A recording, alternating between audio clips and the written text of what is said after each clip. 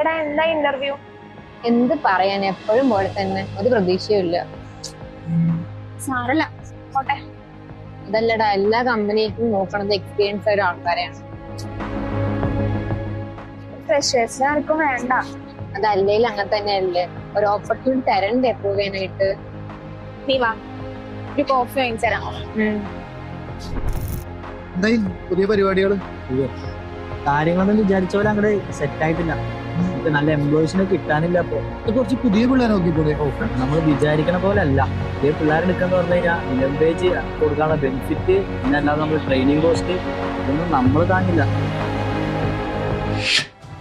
ഇവരുടെ പ്രശ്നങ്ങൾ കേട്ടില്ലേ? ഇതിനെല്ലാത്തിനുള്ള ഉത്തരമാണ് നാഷണൽ അപ്രന്റീസ്ഷിപ്പ് ട്രെയിനിങ് സ്കീം അഥവാ നാറ്റ്സ്. ഇനി അതിനെപ്പറ്റി കൂടുതൽ അറിയാനാണെങ്കിൽ ഗ്രേറ്റ് ലീഗ് സംഘടിപ്പിക്കുന്ന ഫ്രീ വെബിനാർ, അതും ഈ വരുന്ന വെള്ളിയാഴ്ച 7:30. കൂടുതൽ അറിയാനും